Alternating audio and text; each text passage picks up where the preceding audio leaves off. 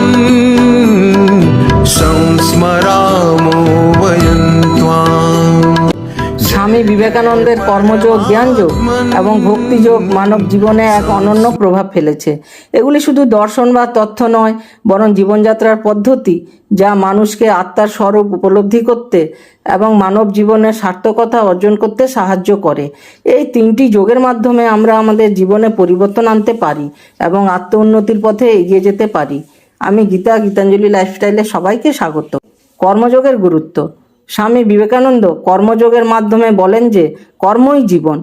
জীবনের প্রতিটি মুহূর্তে আমাদের কাজের প্রতি একনিষ্ঠা, নিষ্কুলসতা এবং আত্মত্যাগ থাকা উচিত। কর্মের প্রতি এই দৃষ্টিভঙ্গি আমাদের শুধুমাত্র পেশাগত দিক থেকে সফলতা এনে দেয় না, বরং মানবিকতা, দয়া এবং সেবার প্রতি আমাদের মনোভাব গড়ে তোলে। স্বামীজি বলেছিলেন, সর্বোচ্চ সেবা হলো মানব সেবাই, অর্থাৎ কাজের মধ্যে দিয়ে আমরা না শুধু নিজেদের পরিপূর্ণতা অর্জন করতে পারি, বরং পৃথিবীকে আরও ভালো, উন্নত এবং সহানুভূতিশীল স্থান করতে সাহায্য করতে পারি। কর্মযোগ এবং আত্মসত্যের সন্ধান। কর্মযোগের মাধ্যমে আমাদের মূল উদ্দেশ্য হলো সত্যের সন্ধান।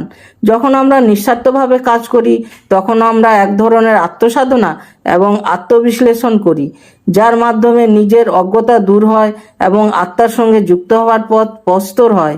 এই যোগের মাধ্যমে আমরা বুঝতে পারি যে কাজ নিজেই একটি শক্তি এবং এই শক্তি আমাদের জীবনের উন্নতির জন্য প্রয়োজনীয় উপাদান। জ্ঞানযোগ। বিবেকানন্দের আরেকটি গুরুত্বপূর্ণ শিক্ষা, তিনি বলেছেন, জ্ঞানই শক্তি। আত্মজ্ঞান বা বুদ্ধি আমাদেরকে নিজেকে জানার এবং আত্মার প্রকৃত স্বরূপ উপলব্ধি করার জন্য একটি শক্তিশালী উপায়। জ্ঞানযোগের মাধ্যমে আমরা পৃথিবী, জীবনের উদ্দেশ্য এবং আত্মার প্রকৃতি সম্পর্কে গভীরতর উপলব্ধি লাভ করতে পারি। সত্য কথা হলো, জ্ঞানই আমাদেরকে জীবনের যাত্রাপথ নির্দেশ করে এবং পৃথিবীতে আমাদের অবস্থান নির্ধারণে সাহায্য করে। আত্মবিস্মৃতি এবং জ্ঞান। জ্ঞান যখন নিঃস্বার্থভাবে অর্জিত হয়, তখন তা আমাদের নিজস্ব অভ্যন্তরীণ শক্তিকে প্রকাশ করতে সক্ষম হয়। আমরা যেভাবে ভাবি, তেমনি আমাদের জীবনও গড়ে ওঠে। জ্ঞান আমাদের জীবনকে ত্রুটিমুক্ত এবং সঠিক পথে পরিচালিত করতে সাহায্য করে। এই দৃষ্টিতে জ্ঞান লাভের চেষ্টাই আসলে আমাদের আত্মার মুক্তির পথ। ভক্তিযোগের সান্নিধ্য। ভক্তিযোগ আত্মবিশ্বাসের একটি অতি গুরুত্বপূর্ণ দিক।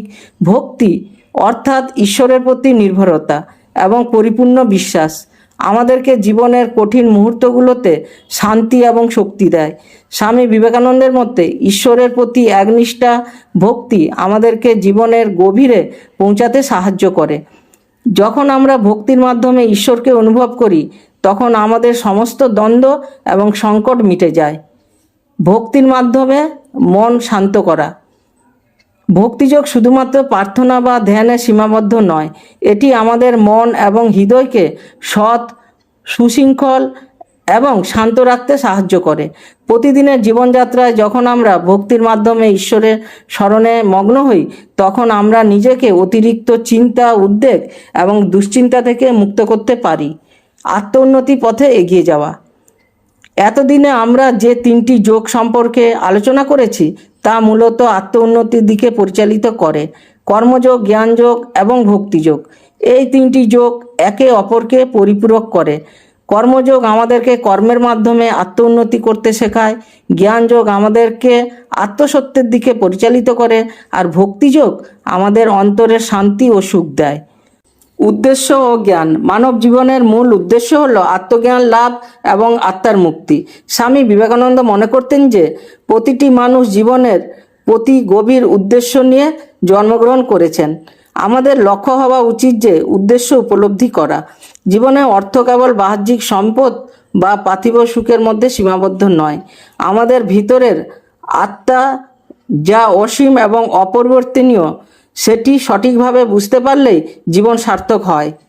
আত্মা এবং শরীরের সম্পর্ক। আত্মা ও শরীরের সম্পর্ক অত্যন্ত জটিল এবং গভীর।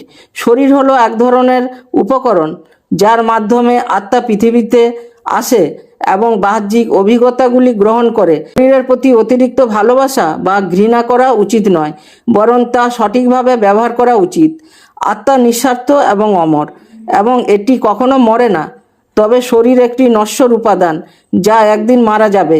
তবে আত্মার প্রকৃত স্বরূপ উপলব্ধি করা জীবনের আসল লক্ষ্য। আত্মবিশ্বাস এবং জীবনযাত্রা। যারা আত্মবিশ্বাসী তারা নিজেদের লক্ষ্য অর্জনের জন্য জীবনের প্রতিটি মুহূর্ত নির্ভীকভাবে এগিয়ে চলে। স্বামী বিবেকানন্দের মতে আত্মবিশ্বাসী সফলতার মূল চাবিকাঠি। আত্মবিশ্বাসের মাধ্যমে আমরা নিজেদের প্রকৃত শক্তিকে অনুভব করতে পারি এবং বৃহত্তর লক্ষ্য অর্জনে এগিয়ে যেতে পারি। আত্মসংযম এবং নিয়ন্ত্রণ।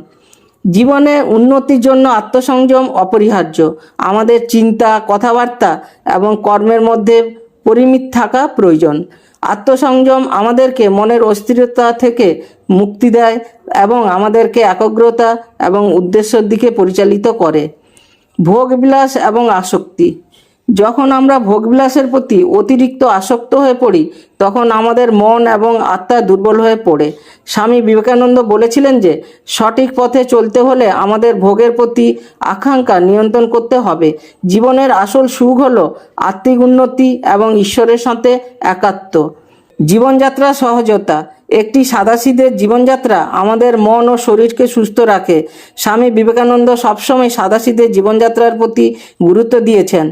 জীবনে যে কোনো কিছুই অতিরিক্ত হলে তা আমাদেরকে বিভ্রান্ত করে দেয় এবং মনের শান্তি বিঘ্নিত হয়। সমাজ সেবা। বিভিন্ন যোগের মধ্যে কর্মযোগ এবং ভক্তিযোগ আমাদেরকে সমাজ সেবা করার দিকে পরিচালিত করে। মানবতার সেবা করা একটি মহান কর্তব্য যা আমাদের জীবনে পরিপূর্ণতা আনে। জীবনের বাস্তবতা।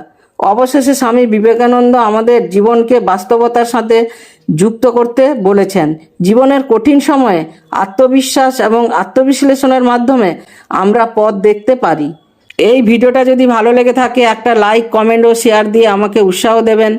আমার চ্যানেলটাকে সাবস্ক্রাইব করুন যদি আমার চ্যানেলে নতুন হন, আর বেল আইকন টিপুন যাতে পরবর্তী ভিডিও অতি সহজে আপনাদের কাছে চলে যায়। ঈশ্বরের কাছে প্রার্থনা করি আপনারা সবাই সুস্থ থাকবেন ও ভালো থাকবেন। এই বলে শেষ করছি। ধন্যবাদ।